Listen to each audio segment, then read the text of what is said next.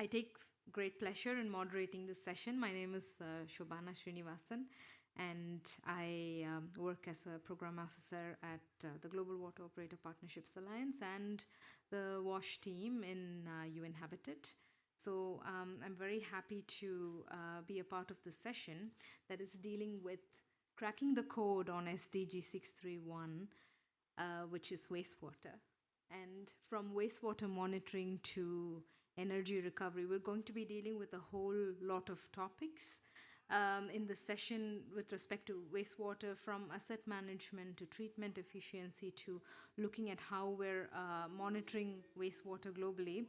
So without any further ado, I think I'll just go ahead and introduce our first speakers, who are going to talk about wastewater management and greenhouse monitoring in all elements around SDG 631 monitoring, which is looking specifically at wastewater quantities and around the world. So we have today with us Florian from UN Habitat, and he has over 25 years of experience linking science and policy and human rights and regulation and environment and sustainable development. Right now, he's working at looking at advancing our SDG 631 monitoring goals as UN Habitat sits as the custodian of wastewater monitoring, and he holds a PhD in environmental geosciences.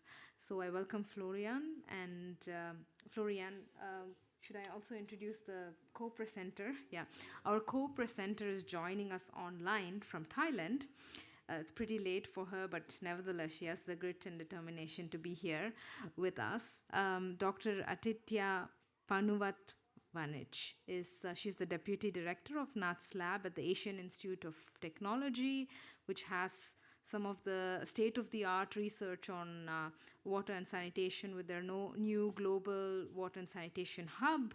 And so we're very happy to have her here. She's worked in multiple projects, and especially on Thailand on greenhouse gas quantification from domestic wastewater, and also innovative sanitation technologies, and also looking at policy relevant research in the region and Asia. So over to you, Florian and Atitya. Thanks a lot, Shobana. Thanks a lot for the introduction. I will check my phone because I don't want to be too long. There is many presentation. And I will be quite short on this SDG 6 framework that you may know. And is there a laser? No, I don't think so. On the 631 indicator, which is monitoring the proportion of wastewater treated. But most people usually, they don't really know that, in fact, for these indicators, there are two different custodian agencies who can report very different results, because WHO is reporting on the domestic side, household wastewater, and Habitat, we are reporting on total and industrial wastewater. Only from the data that are reported from the country through two framework database, which are the UNSD and OECD Eurostat. We also send a questionnaire, encourage non-reporting country. But it's very different from WHO, who is using this database, but also producing their own estimates, using not only the data from the National Statistic Offices and Line Ministry, but also other sources. So two different custodian agencies and two very different data sets. This is our methodology. It's very basic. On the left, you have the different disaggregation for the wastewater flow generated for industry, and domestic, which is different from WHO that I just showed, because for us, and also for OECD, Eurostat, UNSD, domestic is the sum of households, but also services. Services mean like this building, restaurants, airport, institution, school, airport, school, etc. And on the right, you have the disaggregation for the treatment, industry, municipal, urban wastewater treatment plant, and we consider safely treated higher than primary treatment, so at least secondary treatment. And this is the latest data that we reported in the 2024 indicator report, data from 22, the wastewater flow generated from 85 member states. So this is the numerator, and the disaggregation, which is showing a lot of white bar and blue. White, there is just no information about the disaggregation. There is just one number of has generated flow, but no disaggregation. And the most blue, because it's come from utility, which are so important for reporting this indicator. And the red from industrial, and you can see very scarce industrial data. The flow treated now, 10 more member states, 95 member states reporting a value for the denominator. And you can see again on the disaggregation a lot of white and blue because, as I just said, industry, municipal plant are so important for reporting to this indicator, and a lot of white because there is no so much information sometimes, and just few red because industry data are very scarce. So the results are the wastewater generated, treated over generated, the ratio. You can see on the right the map that can be generated on light on UN Water website. 73 member states, almost 50% of the population. And for the industrial, it's very low. It's less than 10% of the population. So the second part, I want to briefly also go through a recent collaboration that we had with the Environmental Protection Agency, the EPA of Ghana. Because when I sent them the questionnaires, they told me that they have some water quality data for the compliance. They were monitoring the discharge permits, but they didn't have any information about the flow, that is the volume that are required for the 631 indicator. And thanks to a small collaboration that we had with them, they were able to report on the flow. They sent the questionnaire to more than 150 facilities. And I don't spend a lot of time on the number because the volume are not so important and maybe not so precise, especially for the 631 indicator, but just about the process that they were able to achieve. So they found that there was 60 industry here having wastewater treatment plant, but they correspond to the majority of the wastewater generated. This is 9 cubic million meter. And the same for the municipal services from the municipal plants. There was only 3 million cubic meter, and they estimate that it contributes to 25% of the total wastewater generated. So thanks to this small collaboration, they were able to calculate the volume of water consumption, which can be used to estimate the wastewater generated and the wastewater treated, discharged, and untreated. And the last slide, a synthetic one, it's the circle, it's a proportional, it represents the proportion of the different pollutants, loads. So you have BOD in yellow, COD in green, nitrate and phosphorus. And for each of those, you can see the tones that were eliminated. You have the ones that are generated on the upper right, and you can see the ones that were eliminated and discharged to the environment. I really like these great synthetic figures.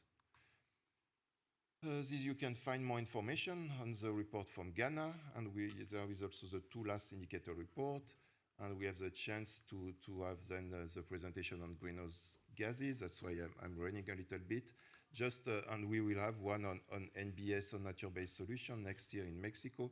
And just a last word about wastewater reuse, because it's called in the target, but it's not monitored through the indicator. But for the first time, we were able to report this in the indicator report. So 54 countries, with some of them reporting a 0. And it's very important now to promote wastewater reuse. And we are now looking for another pilot like we had with Ghana, with Thailand, with Mexico. So if anybody is interested and has some concrete case study to report on wastewater reuse, don't hesitate to reach out. Thanks a lot. So now at Italia, I think she will share her screen. So I just leave it like that.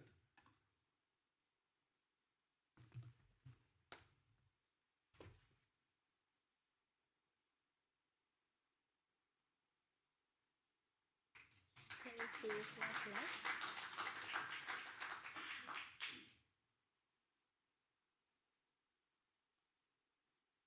Hello, can you see Bill? Can I go ahead?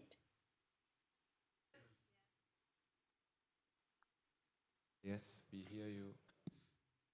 Okay, thank you. Good afternoon, everyone. I will present the study from Thailand. This study also aligns with SDG6.3, which is spotted from the UN Habitat together with Pollution Control Department of Thailand. The main aim of this study to quantify GHG emissions from domestic wastewater treatments at national level. This slide just show you the project implementation framework. The first output focus on data collections. The second one cover emissions measurement using IPCC Tier 2. The third and the fourth output focus on reporting. And also here is simply workflow of our data collection process. We use ECAM2 as a foundations and identify the necessary parameter that were collected from national data, and also we use the questionnaire survey as well. Data collections and analysis will validate the estimated data, and then we consulting with the expert consultations. The results then we use to prepare the comprehensive report. And then this slide show you the uh, data from 2019, the national GHG emissions from wastewater in Thailand. As you can see, nearly half come from wastewater treatment and discharge, highlights why we focus on the wastewater sector here. And this slide just show overview of domestic wastewater management in Thailand. The country have both centralized and decentralized system, and a vast number of on-site treatment systems as well, such as septic tanks. However, only about 12 of wastewater is treated by centralized system. The rest is either partially treated on-site or discharged as untreated in the environment. Before present the results, here is just the overall model. In Thailand, all our household has requested to install septic tanks for toilet waste. The tanks function as an aerobic system and a basic national standard. Overflow of the septic tanks, mostly grey water, often enter centralized sewer system. Sludge is sometimes removed but not always proper managed.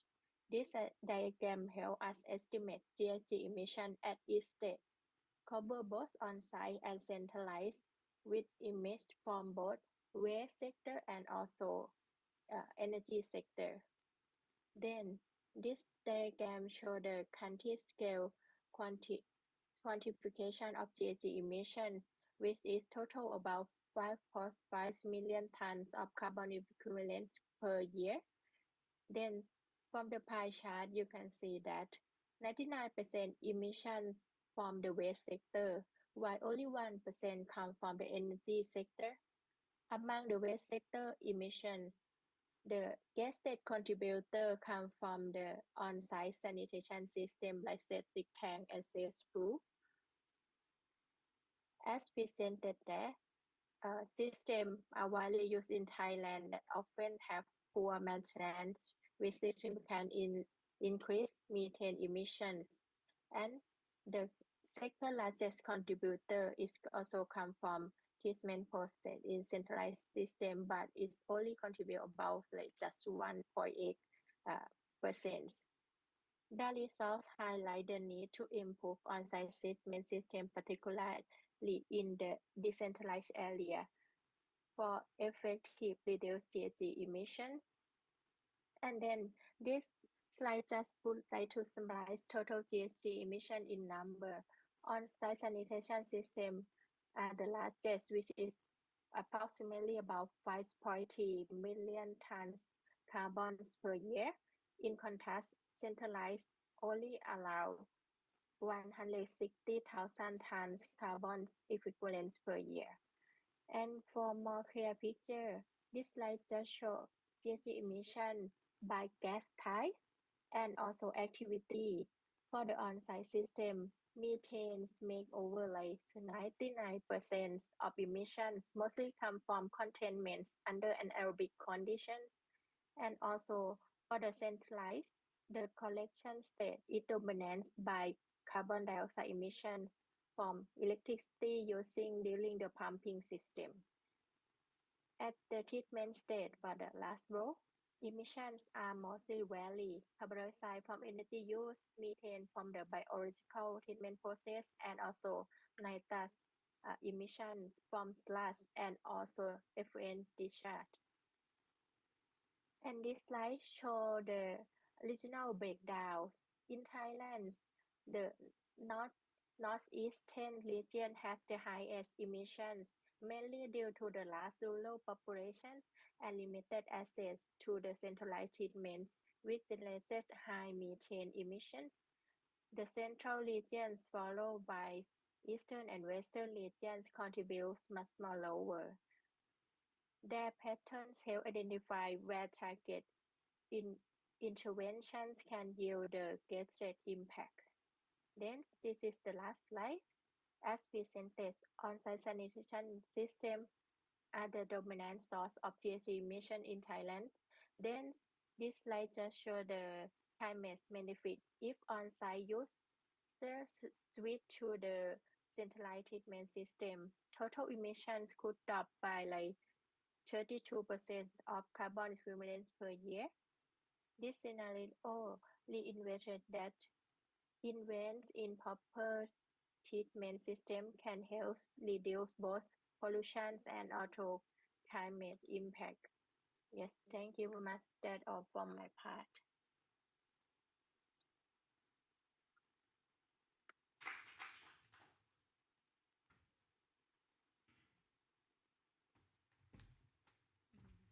So thanks a lot, both Florian and Aditya. We're ready to take one quick question on this topic. Does anyone have any questions on wastewater monitoring or the GHG study done? Okay, I don't see any questions, but I personally have one question to Florian on how exactly were these locations. I know you mentioned Mexico, Thailand, and Jordan. How exactly were these determined? Is there any kind of formula, or is there just commitment from member states? The pilot On the pilot, exactly. Yeah. No, not at all. It was a bit by chance and trying to go because when we contact the focal points, and 631 is relatively basic, but it's already a challenge sometimes, and trying to do a pilot, but also showcasing another perspective of the wastewater, which is so much important. That's why we climate change is so important for adaptation and resilience. So it's more by discussion. That's why I was saying that we are looking for a new pilot on wastewater reuse, because if there is any good country for that. But no, that's just by illustration what we are doing and by chance. But I'm very happy by this. It's a lot of data. I'm a scientist, and I did my first year on climate change, and I never really understood. But it's also really great in both cases to find some science-based work, and to see in both cases that we show some real numbers. That would be the same with NBS, because I know that people usually say that it's like the panacea and use NBS, but no, what the data show from the field is not always good. So for me, because of my scientific background, maybe I really like to see this kind of in-depth study with a scientific-based results. Thanks.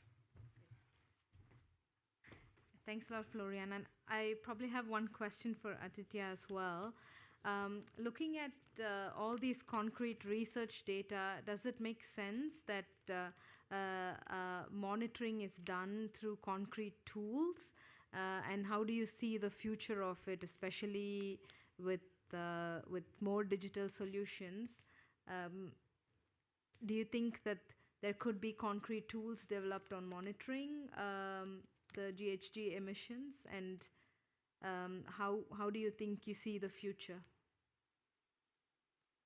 Yes, thank you very much. Based on my research, I also get a lot of experience in order to collect the data from the field, which is quite hard. I think if we developing some tool for data collection or some methodology that everyone can can use in the same context. I think it should be useful, and we also will have the same method for all around the world. Yeah. Thanks a lot, Aditya. I think for this we move to the next session, which is looking at, from monitoring we're going to asset management, and we have some concrete examples. And I would like to invite the trio who's used Fairbart, who's the moderator of COPE Asset Management in the WOPs online community. And then we have Pepin van Loon, who is the project leader of Waterworks Jordan, and he's also the moderator of COP Sanitation. And then we have Grace Kabubu, who is the coordinator of the WOP between Vai and Navasco, which is Nakuru Water and Sanitation Company in Kenya. So I'm very pleased to have you three here, maybe, so that you can answer questions once you've presented. Thank you. We're really looking forward to learning different ways in which asset management plays a role in wastewater management.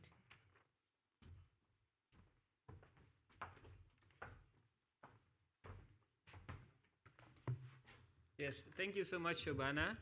And thank you all for attending this session, giving us the opportunity to talk with you about asset management related to wastewater. Maybe to go a bit slowly from greenhouse gas emissions towards asset management, who of you owns a phone? I think the majority of people owns a phone. Sometimes you have a little crack in your screen. Who buys a new phone after they have a little crack in the screen? No? We have some people here. Who buys a new phone when the phone totally breaks? Right? I think most people do this. So we have to choose. We have a trade-off between performance and costs. If we want to always optimize our performance, it comes at a cost. We have a budget, and that's how we look at asset management.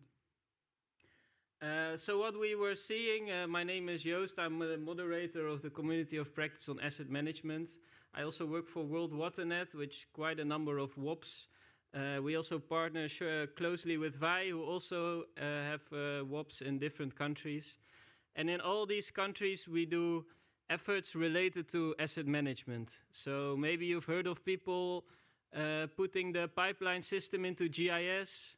Maybe you've learned of people who prioritize the investments on the wastewater treatment plant, who looks at which asset is most critical and which asset am I going to spend our budget on. So from the plumber in the field to the manager at the treatment plant, all are doing asset management. But how can we translate the theory of asset management into practical examples? That's what we want to show you today. We are currently developing a roadmap of asset management. As we see in a lot of our WOPs, some people they don't have any data. Some WOPs, they are further into data. So what are the steps that we can do slowly to increase the performance of our asset management? So I'll show you in a bit the roadmap. I first wanted to introduce you a bit, not to scare you off, and it has quite some information. And I think what's important that we are discussing really like what is asset management, and so far we've come to the conclusion as our community that it's the making conscious decisions about your assets. So the decision making is really central in asset management. Of course, I'm very interested in all your opinions or your views on asset management.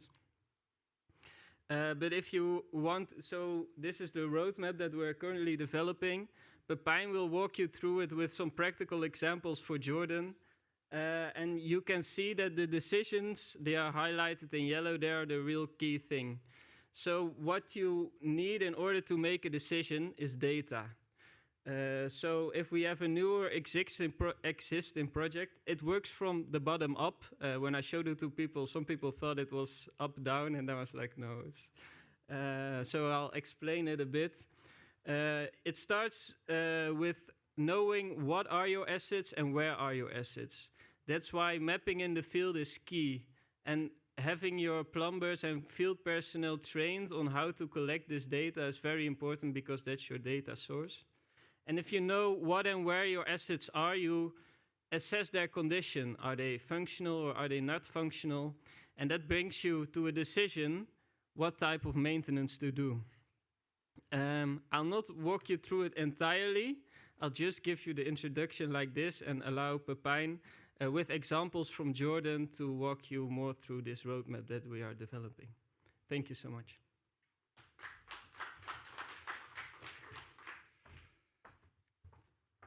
All right, thank you, Joost. So my name is Pepijn van Loon. I am the project leader for Waterworks Jordan. I am not an asset manager, but I know Joost quite well, and I loved when he showed me the roadmap, the theory basically, how this translates to reality. And I had the pleasure to also do a project in Jordan that had to do with sanitation, basically with the sewers in the northern part of Jordan. And when Joost showed me this roadmap, I really got inspired, because I recognized all the theory that he was explaining in the project that we did for 5 years. So what I would like to do now with you is to walk through this project, or a part of the project, and to show you the theory that Joost just showed. So I first take you to Jordan. Well, this is mainly the image that you have when you think about Jordan, but it's more than only the beautiful temples in Petra. I want to take you to the north of Jordan, to Irbid, the second biggest city in Jordan, that has quite some issues related to sanitation.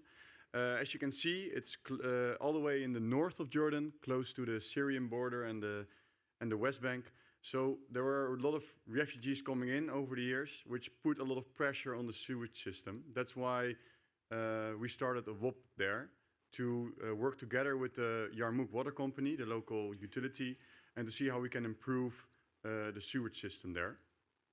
Well, our experts got in, and they came up with a bunch of issues. First of all, it's a really old sewer system. It's sewage pipes. They received a lot of complaints, calls over and over.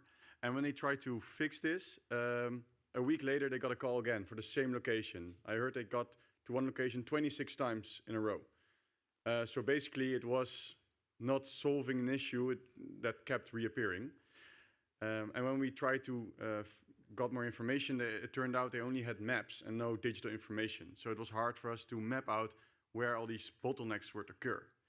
They even said, okay, some pipes even have collapsed, which why, well, as you can see in the image, there were a lot of overflows in the sewage system. So basically their request to us was replace all these collapsed sewer lines. So basically asking, can you give us all the new phones because we got some cracks in the system? Well, unfortunately our budget was not that vast. And we said, okay, looking at your asset management, if you look at the roadmap, they did a lot of reactive maintenance. So they got incident reporting, and they immediately went to location, tried to fix it, and now they said to us, all the way in the top, please replace these sewer lines because the assets are not working. Well, we said, okay, before you come with this request, we first have to assess, so we have to step back into the roadmap and start to revise, like, what assets are we talking about and where are they? And more importantly, what's the condition of these assets? What are we talking about? Because the only thing that we got from them were overflows, but not actual data that these things were collapsed. So basically, we had to go into the sewers. Well, in order to map it, like we have done here together with Yarmouk, we had to get some maps and have to find what the situation was. So our colleagues, they actually got the maps, they looked at them and they said, okay, now we know where the pipes are, where they are going, but how are they connected? How are they running? Are they overflowing? Where are the how do you say it, critical points that you need to investigate? And they actually I talked to basically Daler here, which is my colleague, And he told me that they actually walked through the streets, opened the potholes, looked inside and see what are we dealing with. Is it flowing? Is it not flowing? Is it overflowing? And then when they got back into the hotel, they start mapping out how these maps that they had, how they are connected. And they found out that some sewage systems were not correctly connected to each other, which means that some small pipes were receiving way more wastewater than they needed to. So that was really an interesting, by just looking inside the lines and corresponding this information that you have to each other, connecting the lines and the maps. And then, okay, so we know now where they are, and then we had to assess what's the status. Well, we start looking into the sewage pipes, and this is what we saw. Yeah, I can't say it's pretty, but I can say it's not collapsed. So basically the information that they gave us at the beginning was not as it was in real life. And when we start looking inside, we saw, okay, they're completely filled with debris, with sand, clogging the sewage, but it's not in need of replacement, but it's in need of maintenance, of good asset management, basically. So we said, instead of going to the left in this roadmap to reactive maintenance, we said, why don't we go to condition-based maintenance? So we know the status now, so we can say, okay, we take a turn to the right, and we start, well, seeing how we can prevent these things from breaking, and well, and try to not replace and not go on incident reporting, but go on, well, fixing these pipes. Well, that requires some extra things, because we propose, okay, in order to, well, fix these pipes, we, instead of replacing them, we need to clean them. And you need a special equipment for that. So we brought in these sewer trucks, which of course cost a lot of money in the beginning, and which is the advantage of a project that we had like this. We could bring in the first investments. Instead of paying for the pipes afterwards, we could, well, bring in trucks that would clean way more pipes than the lines would cost. Because beforehand, they cleaned the sewage pipes with like really basic material, which would not solve the issue.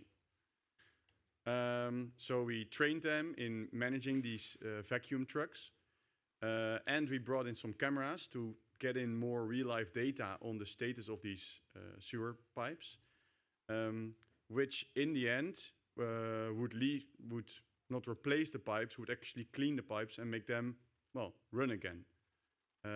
Which in the end reduced the number of complaints around 90 to 95%. So basically the whole center of Irbid is now running smoothly with, well, the distribution lines for sewer, instead of replacing that, which would have cost us way more investment than, well, the project that we had. So this is I liked the fact that the roadmap that Joost showed me matched with the plans that we did in these 5 years. So, well, I'm very happy with that. And to lastly, I think what my colleagues, our technicians said, the most important part from this project is to make this data accessible, not only for the people that are working on the street, but also that are making the decisions on asset management level. So they really focus, like with these cameras, you can monitor images, as you see here, and you could connect them to the streets. So we in Amsterdam could see how our colleagues in Jordan were cleaning their streets, and what the status was of these pipes. So we could make decisions, okay, you should go to this place, or you should fix these pipes, instead of fixing the whole system. And especially because in any utility, you see a lot of, well, turnover of people going in. So the people that we start working for at the beginning of the project might not have been there at the end, but the digital system stays. So they said, if you want to make right decisions over a longer period of time, you have to put it in a system, in a digital system that can be transferred over, well, the generations of people that work at the utility. But this is, of course, the next level, and well, I did not have time to go into the roadmap that far, but I hope that has given you some insights. Thank you very much.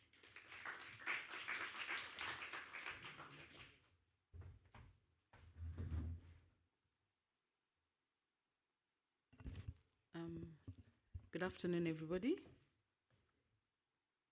Okay, we're awake? Yeah. Oh. Please say jambo. Ah, very good. That is your first Swahili word. That's how most of us greet each other in Kenya. So, my name is Grace. I'm going to be talking about how we came from gaps to gains. That is the Nakuru water story.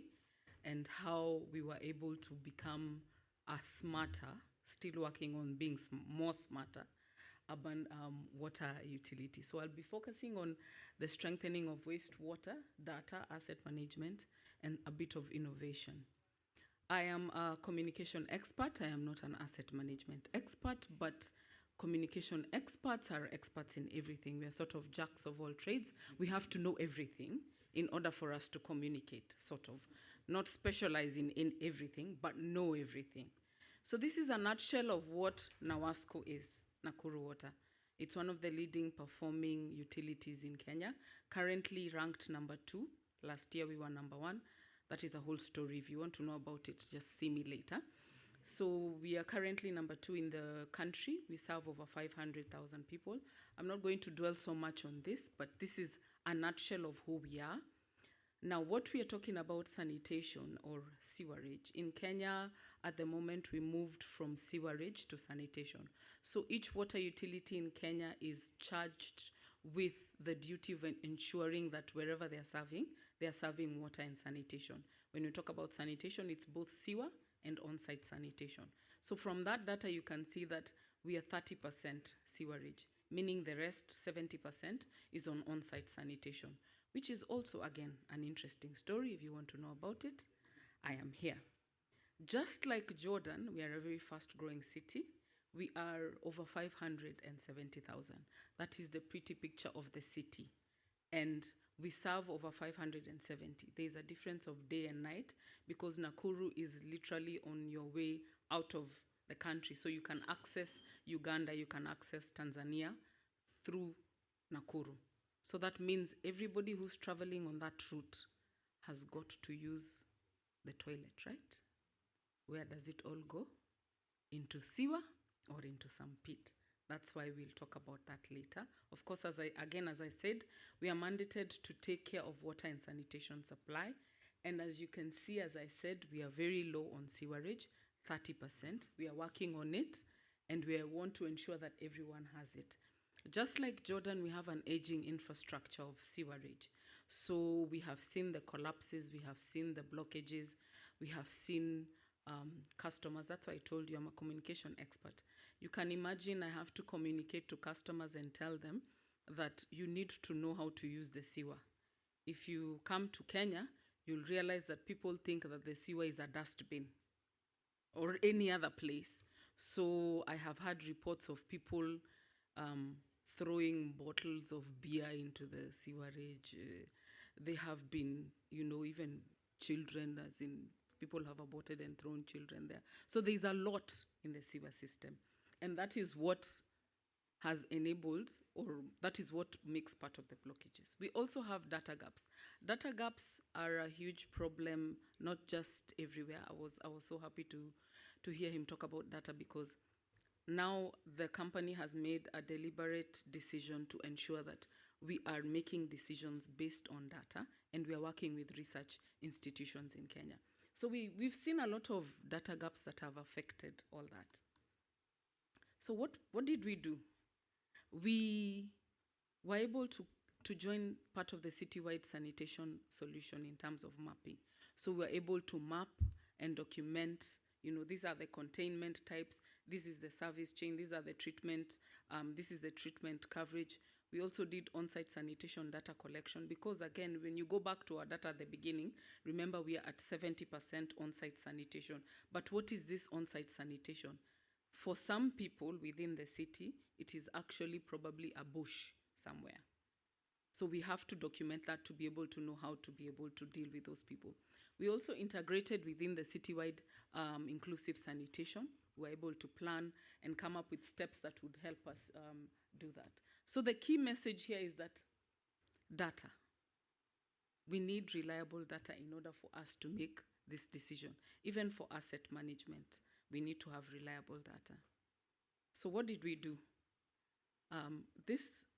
The roadmap for me was interesting, complicated, almost got a headache looking at it. But I realized that when you look at that roadmap, you may think that you're not doing asset management, but you are. So at the beginning, just like Joost said, you have an asset, right? So what are you doing with this asset? Where is this asset? So as I said, we have a challenging sewer network in terms of it being congested. So we were able to map using GIS, map that particular system and come up with, this is where there is a sewer, this is what we are looking at. And then after we mapped, we were able to come up with the hotspots. When I talk about hotspots for Nakuru is, Nakuru's terrain is majorly loose soil. So when it rains, there are areas that we know automatically because people have decided again to connect the drainage to the sewer. So we know that there are areas, Grace will get phone calls at midnight that there's a blockage somewhere because of the heavy rain. So once we map those hotspots, then that's part of us managing that asset. We are able to know where that will happen. We are currently in a rainy season, so we know that these areas will have issues, so we know what to do. Then we've structured our O&M plans. Of course, we prioritize the high-risk areas. Again, the areas that we've been able to map and see that there are hotspots. There is scheduled maintenance. There is a deliberate effort daily. We have two trucks that work. Our trucks are not like the ones for Jordan. Ours are Canon jets. They are literally for cleaning the system. So those ones work deliberately, looking at areas where they are cleaning the system. So that is scheduled maintenance. We've also been able to fabricate slabs because, one, people vandalize, people steal. I don't know why they steal slabs, but people vandalize. So we've been able to fabricate in a way where, because of course most of them are looking for metal that they can sell, so in a way that we have material that they won't be able to sell, so we can be able to manage that. And sensitization of customers, of course, that's where I come in and tell customers, please don't throw bottles into the sewer. Please don't throw. We once found a jawbone of a cow. I don't know how you would slaughter a whole cow and put the jaw. I don't know. We don't know. So these are things that we deliberately do. Take photos, show customers. Don't put, this is not a dustbin. Don't do this. So the key message here is we've been able to apply asset management principles which have strengthened us. Circular economy. We've been able to do the whole sanitation value chain from containment all the way to reuse. We have a treatment plant, 2 treatment plants that treat domestic and industrial. With the domestic, we've been able to come up with 2 products with our subsidiary company. That is Makaa. Makaa means charcoal. We've been able to come up with charcoal that lasts 4 times longer. We've had customers buy it. We also have Ikomizizi seed balls. These seed balls are seed balls that you just throw them into the ground. Once they come into contact with moisture, they're able to grow. So we know that our president has given a directive that we're supposed to plant 15 billion trees. So we took advantage of that directive, came up with the seed balls. So we just have people purchase them and they can go somewhere in a forest and just throw them. And then when they come into contact with moisture, they grow. Our vision is to have energy efficiency and also to reduce greenhouse gases. That is something that I know we are working on in terms of measuring those greenhouse gases. I know there's a whole complication of measuring greenhouse gases. I'm not going to go into that again. Something I'm learning. I'm not an expert in that area. Our message is wastewater is not waste. It's actually money. Once it's properly managed, properly treated, then you can be able to come up with products. We're also working on other products because the current treatment plant is being rehabilitated, or we're coming up with a new fecal sludge treatment plant that will enable us to have more products. Key takeaways. These ones I want you to read, keep in your mind, take a photo, take them home, apply. Asset management is a game changer for planning and resilience. We cannot work without asset management. That roadmap that is there may look complicated, but it's what we actually need as utilities, as people who are managing sanitation. It's very important. Data is also very important. We can't work without data. You cannot work without knowing what an area needs, and what an area needs comes from data. Partnerships for us are extremely important. One of our biggest partner, VEI, is the one that has enabled us to be able to do all these things that we do, even just looking at assets, looking at how can we properly manage data. When I talked about mapping, a big part of that mapping, we were supported by VEI. So for us, partnerships are very important. And innovation. Of course, you've seen that we've come up with 2 products, still working on others. So innovation for us, again, is very important. Lastly, this one, just take out your phones, take a photo. Say there was a young girl dressed in African attire who gave us this as a take-home. When you invest in data systems, innovation, that is what has enabled NAWASCO, the utility that I work for, to chart a new path into being an urban sanitation resilient company. And that is where I end. Thank you so much.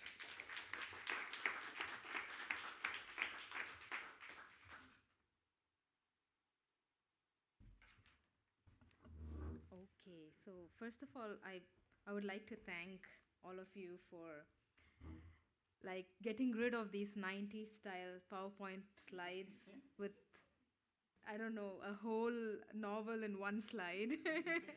I'm so happy. It was very refreshing to see. The wash sector really needs to improve comms, and I see that we're bringing new styles of presenting.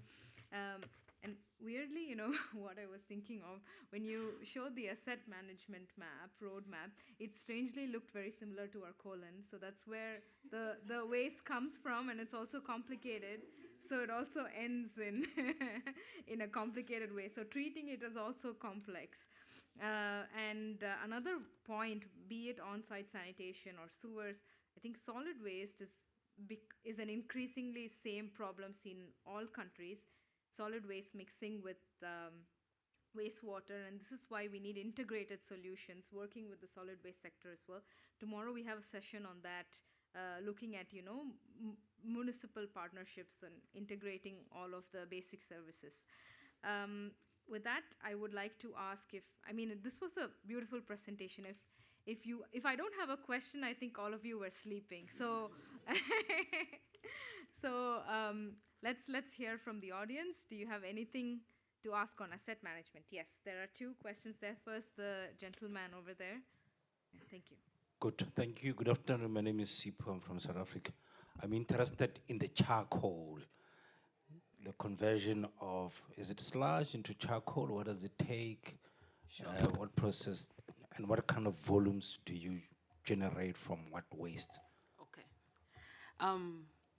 Should I or wait for the other one so that we take them together? I just go ahead and answer. Yeah, go ahead and answer. Yes, that's an amazing question. Charcoal. Again, I said we have 2 treatment plants. One is domestic and the other one is industrial. So our charcoal is made from the domestic waste. The volumes are huge, over 600, I think 6,000 meter cube, over 6,000 meter cubic. We are not able to use all the waste that we get to do the charcoal, but we use part of it. So the processes for making the charcoal are, we get the waste is dried. Once the waste is dried, it goes through a heating system to ensure that all the pathogens are out. This is research that we have done even with the University of Nairobi and Egerton University to be able to test the charcoal before it goes out to market to ensure that all the pathogens are out. So once it's heated, then we combine it with, currently we are combining it with molasses because it is the available material that we have. But in other areas in the country, an area like Thika, they can use waste from pineapples because they have pineapple waste. You can use market waste. So we combine it with molasses. Then it goes through a rotating drum to make the round balls. But we've also been making the pillow shape. Then it's dried. Currently, we are sun drying. Of course, we have a lot of sun. So that now after it's completely dried and tested, then it goes out to market. So that is, in a nutshell, that is the process. The second question, Yes. yeah. Thank you, Maren Hovels from GIZ. You said 30% sewage, 70% non-sewage. is there a plan to improve the non-sewer or connect everyone to a sewer? I'm from a non-sewer point of view, so very interested in that vision of that. Thank you. Yes, one, there is a plan to ensure that we move more people into the sewer. So we have various projects that are working on that. But for the non-sewer as well, for the on-site, the company has made a deliberate effort and has a whole team lead for on-site sanitation, where on-site sanitation, we look at growing on-site sanitation. So we are not doing it the ordinary way. This is a pit, we dig the pit because, again, I told you the Nakuru terrain, we do not have rivers. So all our water comes from underground. If we are not able to protect the underground water, which is affected by sanitation, then we don't have water again to give our customers. So there is the plan to balance. We balance the ones who are not on sewer, then they are on proper on-site sanitation.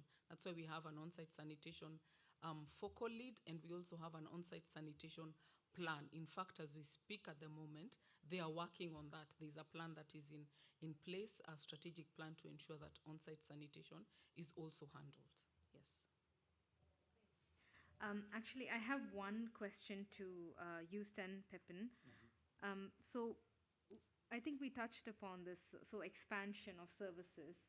So I want you each to give one lesson on asset management when it comes to expanding and transitioning to something big, like from my Nokia phones with the buttons to an iPhone.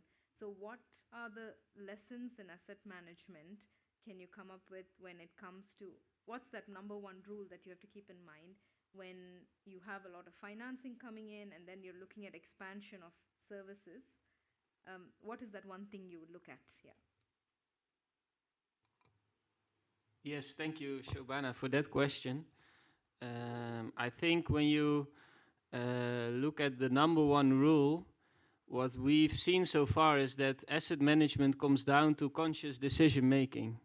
So if I want to apply asset management in a certain region in Nairobi, I first have to talk with the decision makers. Okay, like what is your biggest problem? If you had any amount of money in the world, what would you solve first? And then if you have that biggest problem, from there you think of, okay, do I know enough about this asset to make the decision? Do I need to collect more data? Or can I already make the decision based on the data that I have? So yeah, I would say start with the decision maker, what's on their mind, and tackle that first. Great. Pepin, do you have any tidbits? Yeah, I think I already touched upon it in my presentation, but really, and I agree with Joost, but indeed that data, as I showed in the presentation, it's not only about, sometimes they come with solutions, fix this, but then if you look at the data, let that be your guiding principle for where you need to invest in or where you need to scale up. So for me, that data, and I think Grace also showed as well, is that data is really the most important part for this decision making. So I would invest in that if that's not already there. Great. I think we have great takeaways from the trio. So now we'd kindly ask the trio to descend, and then we have a duo to ascend. We have from Kenya, we're moving to Zambia. So we have Golden Manyanga, who's the director of operations, manager for operations. And then we have Torsten Dürnbach, who is the project lead for Stadtentwässerung Dresden, which is the wastewater utility. And they're going to talk about their partnership and also about sustainable energy use at a wastewater treatment plant. So over to you.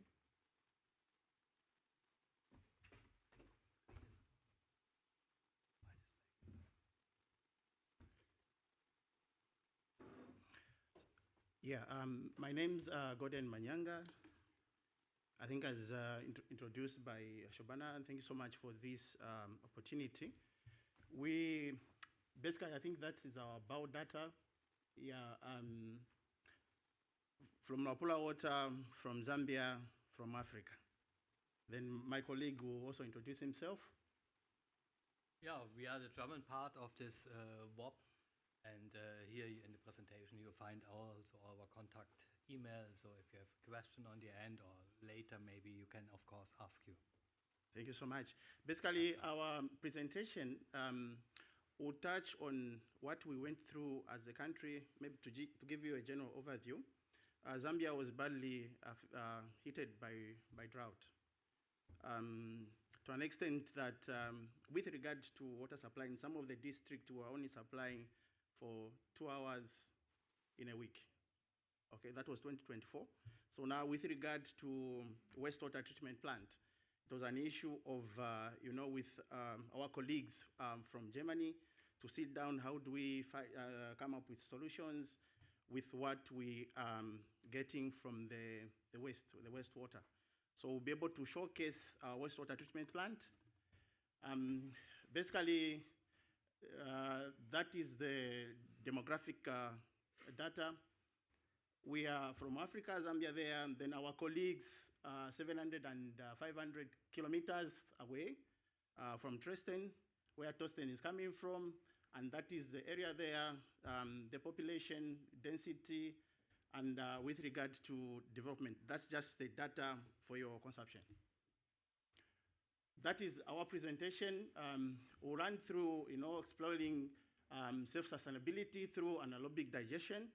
Then also the issue of electricity from biogas for small wastewater treatment plants. We know where we're coming from. I know where you're coming from. There are big water treatment plants and also small ones. So maybe this solution will be able to answer the challenges you have or what to do with the waste. Okay? Sustainable chance for development areas. An example from the wastewater treatment plant in Mansa, that's where I'm coming from, Zambia. Wait. Yeah. Yeah, so introduction, wastewater treatment plant in Mansa, I think I've explained about that. The maximum population which we are serving currently is 9,000, of course, growing focus on biogas production from storage, sludge. Next slide, please. So the objective, I'll briefly explain about the objective. The objective for this presentation basically is to share the current status of wastewater treatment plant with regard to the biogas which we are, producing, and also the sludge, and also electricity, and also explore opportunities for energy self-sustainability. Okay, like I gave you the background of the challenge which we had with regard to issues to do with climate change. Then also, at some point, I will highlight challenges and also what will be the next step. But at some point, we need to discuss what is the next step, what's the next action. Okay, then I will give you a short overview how the wastewater treatment plant in Mansa works. Of course, it started with the inlet. There we have a screen and an overflow, followed by a grid chamber there, and or a sand trap, and then the water flow after this beginning of the mechanical stage of wastewater treatment flows to an imhoff tank. In this imhoff tank, the sludge is separated from the water. I will go into these details more later because it's an important point where we get a gas. The biological treatment and on the water takes place on the trickling filters. You will see it here, the water flowing there to the trickling filters. It's coming there and the trickling filters move around. You see it here. That's the way how it works there. The biofilm of the microorganism forms on the medium, which anaerobic breaks down organic matter and ammonium from the water. After this, it's go in the sludge points behind, and from there the water flow on this manhole on one way to the river, and another way to the recycling pumps. And this water from the recycling pumps pumps a beginning to the MOF tanks.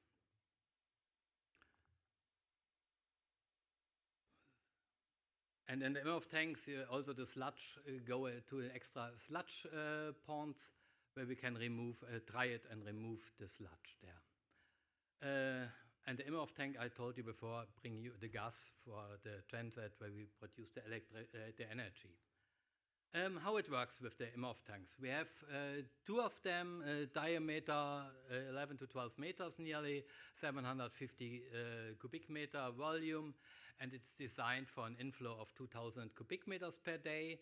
And the sludge management was removal nearly each month, so 4 to 6 weeks always. How it works the MOF tanks. So the water flowing in the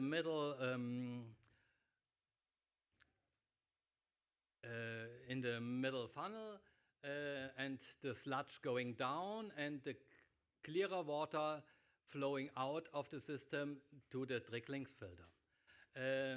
And here you see how we get out the sludge from the pressure of the water behind on the top. And of course, because it's a closing tank, there will and the sludge be there for many days until weeks. The gas collected here on the top in the gas room, and from there we get it to the gas tank. And yeah. Now, you can see now the genset and the gas tank. We have a 40 kilowatt power generator there. And we use this especially for the recycling pumps. You see 16 to 27 cubic meters there per hour, and they should work 8 to 10 hours per day. So here you can see the tanks. On the left side, first we clean the gas, we dry it on the green point there, and on the desulfurization tank, we reduce it there. So the cleaned gas go then to the genset, and on the end, we show you how they sound.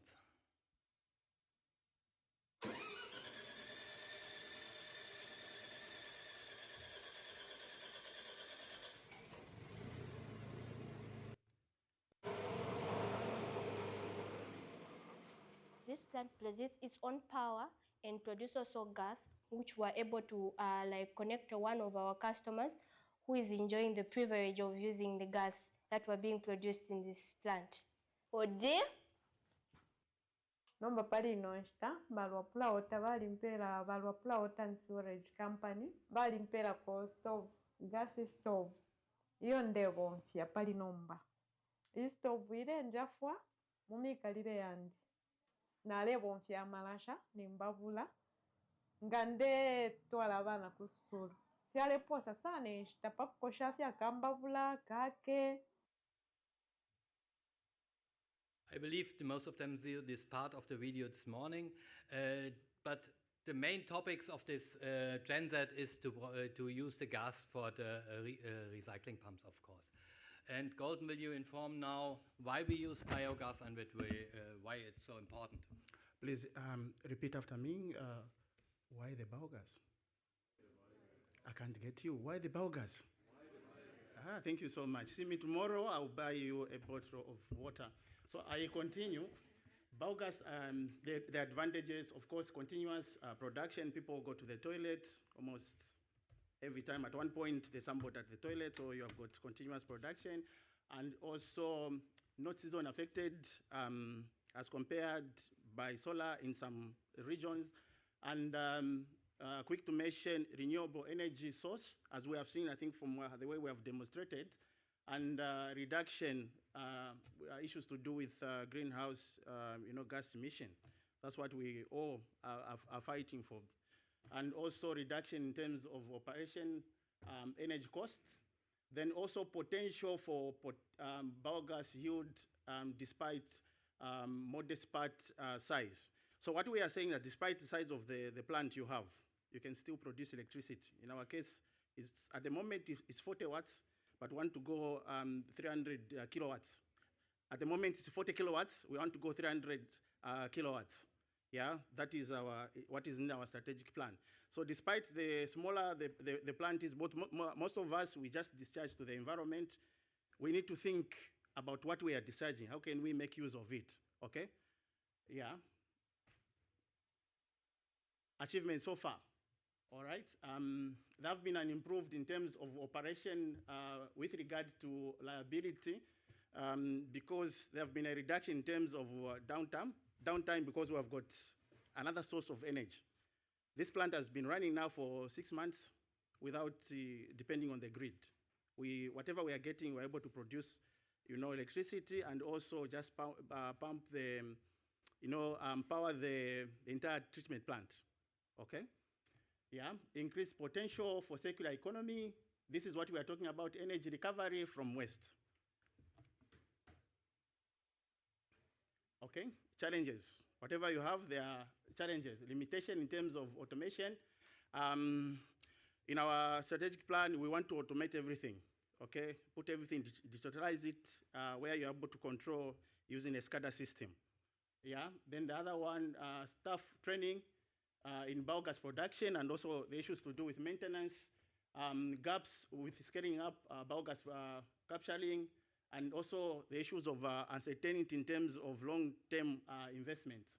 Then lastly, find technical and also construction problems. When you are starting, you will find this, okay, in terms of designs. Way forward, okay? We are saying that capacity building, okay, staff should be trained continuously. And also partnership, like we have demonstrated to you, through the exchange peer-to-peer, technical assistance, we are able to achieve this.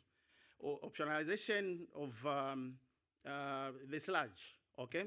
Then lastly, scaling up, moving towards high energy yield.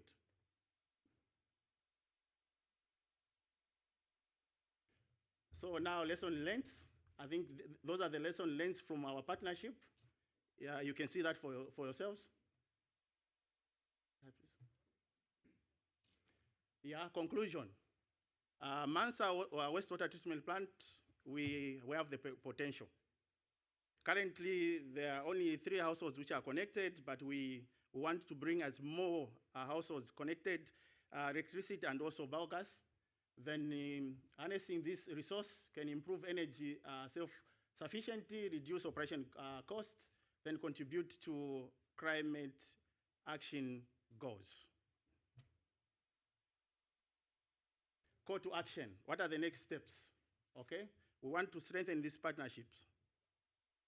I think that's why we are all here, right? Okay, we want to exchange ideas.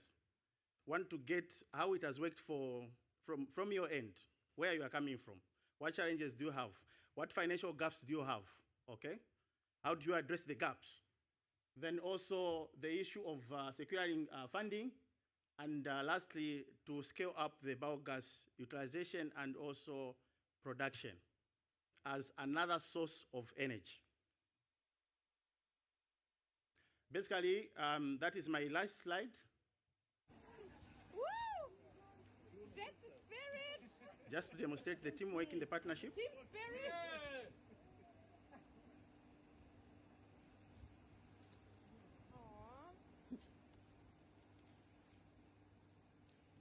So we had to draw WOP using our bodies.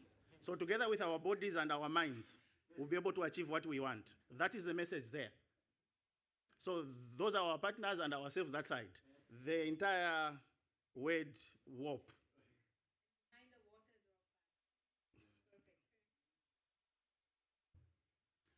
Feedback and questions. Please allow us to sit now.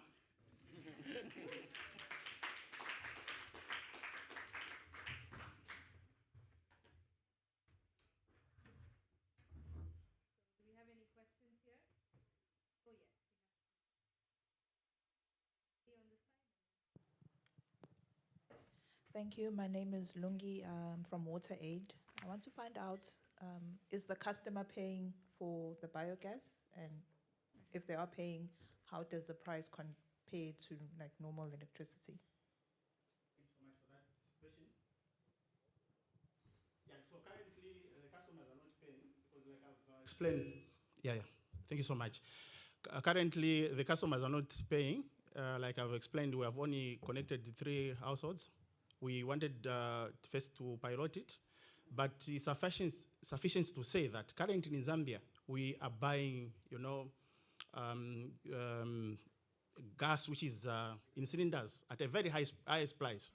Yes, so we wanted just to create that sense of ownership from the community around, and also so that they can own the infrastructure and also the technology itself. So currently, customers haven't yet started paying for the service. Yeah, but it can be another source of income.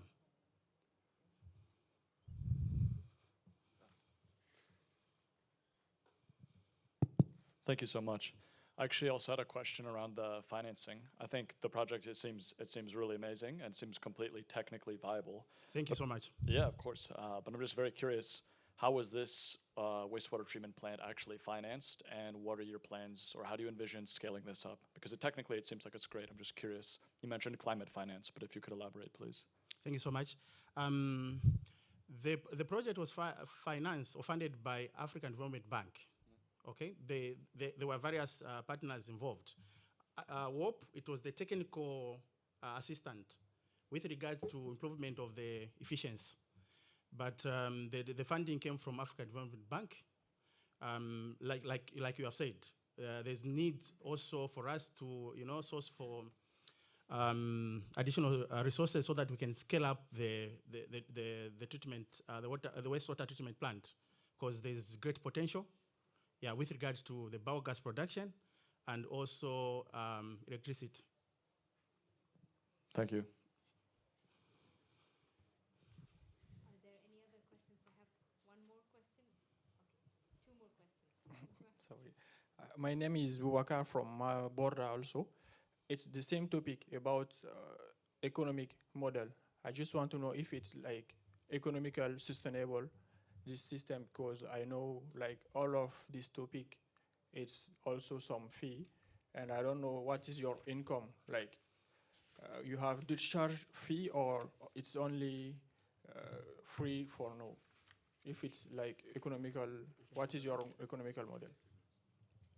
I can take it. Oh, okay, thank you so much. Currently, the way the wastewater treatment plant works is on the principle of recycling the waste.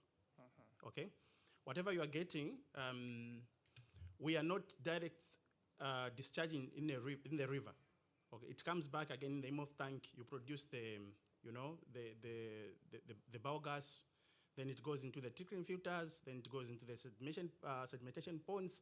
At a point where you are in compliance with the COD, BOD, okay, together with dissolved, minerals, phosphorus, nitrates, at that point we discharge to the river. Okay. But currently, what we are getting, we just recycle it so that we can have continuous production of electricity and also biogas. Like I've explained to you that the plant has run for 6 months from the time it was, constructed, just on biogas. Yeah. Then with regard to the economical, scales of economics.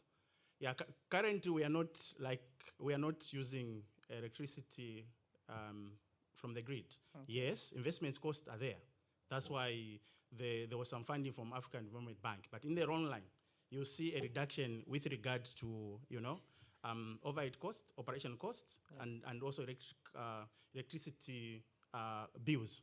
Because with wastewater most of the wastewater treatment plants, you will need to have a booster, station where you use pumps, light pumps to boost your, But for this wastewater treatment plant, the slurry pumps solemnly land by biogas. So at the same time, we are producing electricity. At the same time, what keeps the sludge, the wastewater, the gray water, the brown water to recirculate is the slurry pumps pumped by the biogas, the electricity we are producing. Yeah. What about operation cost, salary, and all of this? Yeah, of course, we have operators there. Like in the presentation, I did mention that we want to digitalize everything, where you are just in a control, control room, and you're able to control what is there. But currently, there are operators, like you have seen my colleague Jen there, the one who is she's operating. Yeah. Hope I've answered your question. Just, okay. Okay. The rest we can talk. We are hope. There was one person behind first, and then we can take one more in the end. Hello, my name is Stefan from Aqua and Waste International, German consultancy. Thank you very much for the nice presentation. Thank you so much. Question number one. Gradually, the price for treating wastewater in Germany has increased to become almost double of the drinking water. If you can't tell us the income you get from your user fees, but maybe you can tell how much or whether there is a fee for wastewater treatment and what it represents in comparison to drinking water fees in Luapula. Number two would be, what kind of data do you collect currently in order to monitor and understand how the operation is actually doing? So what kind of data? Everybody can take lots of data, but the art is in as little as data and then understanding. And the last question, in the 6 months of operation, what kind of fluctuation have you experienced with your inflow? Because the Imhoff tank will love to have an almost stable inflow of organic load and so on. So what is your experience there? So fluctuation was the last one, data collection the second, the middle one, and the cost in percentage of water fee the first one. Thank you. Thank you so much. With regard to the sanitation charge, yeah, sewer charge, we call it sewer charge. Of course, both. Yeah, in Zambia, the way we have been regulated is that 40% of your bill goes towards sanitation services, because you are connected to the centralized wastewater treatment system, which in the end transport the sludge to the wastewater treatment plant. So it's 40%.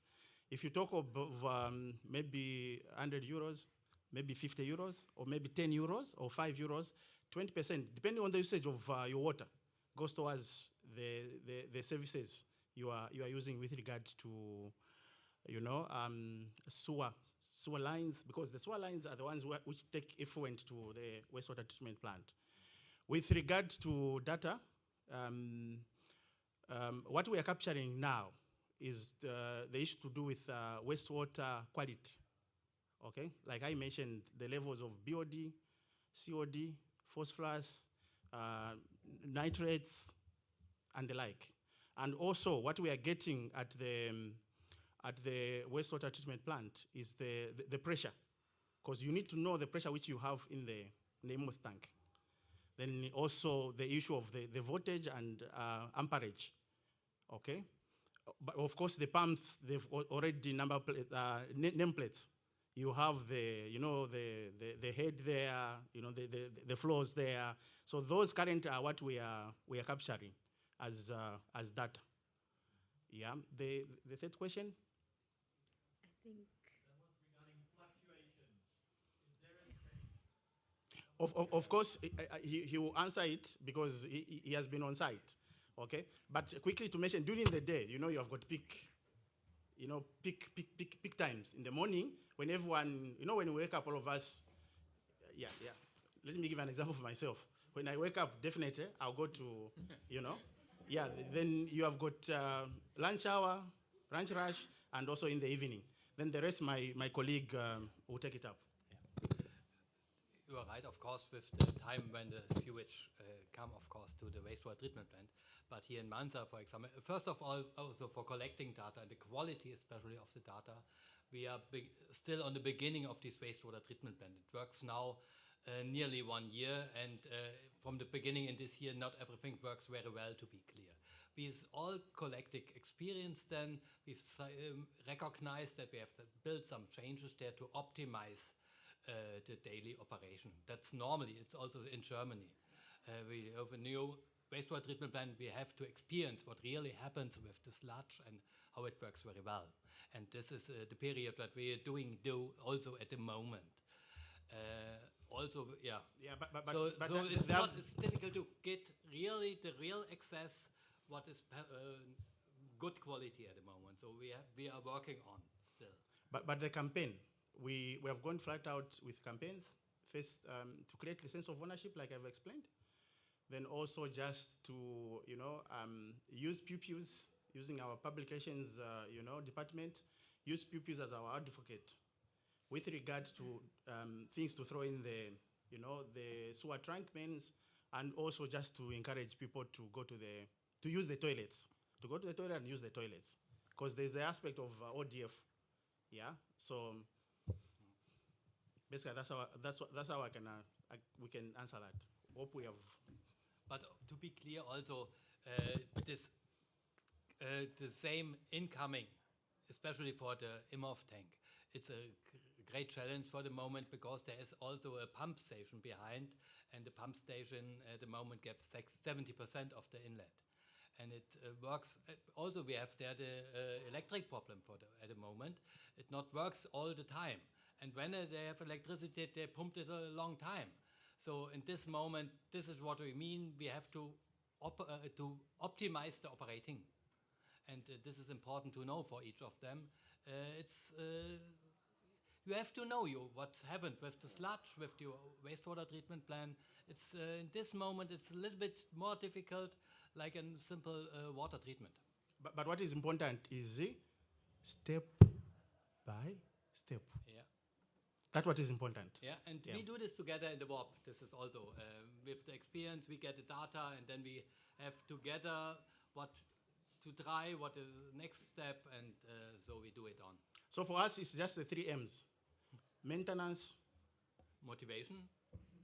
Mentality. Thank you so much. So thank you, everyone. What a session. I think we covered a wide range of topics. Nevertheless, I feel they're all connected because they're all wastewater. But we saw the different dimensions of it. And we'll have another session tomorrow dealing with on-site sanitation. So please join us as well. But I think the session was beautifully captured and great transition between the topics. I think you might have also gained a lot of knowledge from how WOPs work, especially with wastewater, and how they're slightly different from dealing with drinking water, because we have a whole lot of other problems coming on board. Sometimes it's even 2 utilities dealing with that. So I would like to give you a very happy news that the plane has landed 6 minutes early. So you have a short break before we go to the next session. There's the financing session happening at the plenary room with people with money bags are going to talk about financing. So I hope that would also be an interesting session. So see you there soon. Thank you.